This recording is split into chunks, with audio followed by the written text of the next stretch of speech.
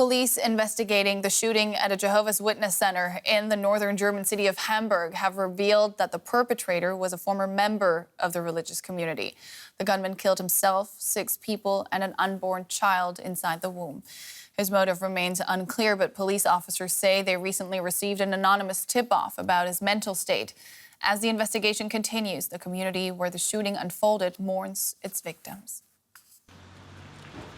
Undertakers remove the bodies of the victims as people in Hamburg pay their respects and begin to process and reflect on the attack.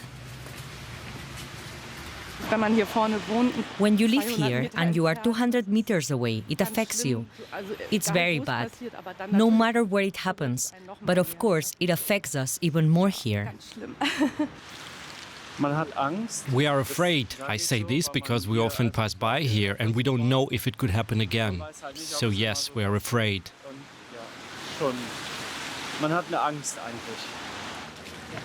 Investigations into the motives of the 35-year-old shooter who took his own life at the scene are ongoing. He was a known gun owner and a former member of the religious group. Philip F. is a former member of the Jehovah's Witnesses. He voluntarily left the congregation, but evidently not on good terms. The German Chancellor, a former mayor of Hamburg, offered his condolences. We are stunned at this act of violence. My thoughts are with the victims and their relatives in these difficult hours, and with those whose lives have been so brutally taken.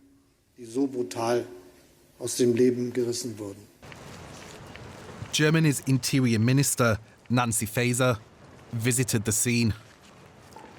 She told reporters the government would seek to introduce a psychological suitability test for potential gun owners. Mass shootings are rare in Germany. It's hoped a tightening of already strict firearms ownership can prevent tragedies like this happening again. Our correspondent Benjamin Alvarez is reporting from Hamburg, and earlier I asked him how the day had unfolded.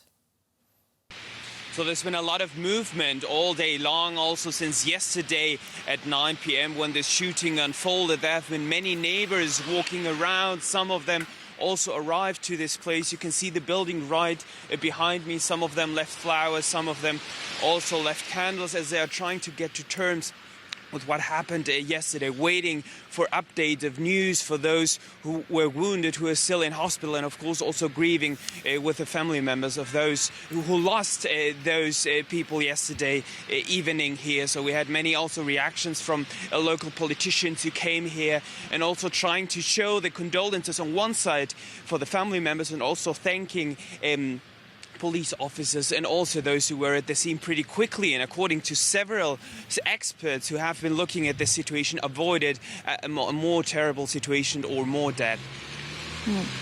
This is, of course, a shocking event for the city, for the country. What have been the reactions from the local community, but also from officials who have visited the site?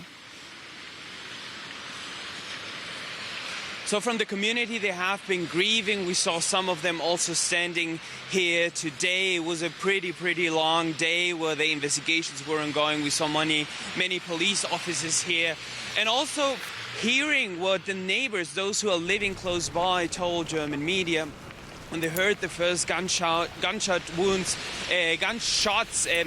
early around 9 p.m. yesterday when they called police. So police got several calls, was here on the scene pretty quickly. And of course, the community where the alleged assailant also was part of us trying to get to terms with what happened here yesterday. There was a press conference today with officials saying that it was the worst tragedy in the near history in Hamburg. So it happened in the past years. And of course, we expect also to have a new debate about gun control here in the country. Yeah, there is a proposal being put forward by the Interior Minister, Nancy Faeser, isn't it? Can you give us some details on that?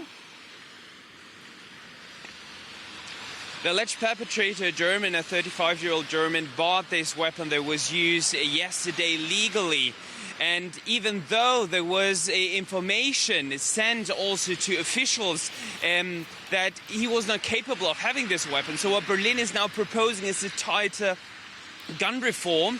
And what they're actually saying is that they want to have more tests for people to see if they're mentally suitable to have these weapons, to buy these weapons. So we expect this debate to go even further after the grief, after now that they're still investigating, searching for the motives behind the perpetrator who came here and started shooting, to have another debate to see how any of these terrible acts, terrible attacks that we saw unfolding here on Thursday evening can be prevented in the future. DW's Benjamin Alvarez in Hamburg, thank you for that update.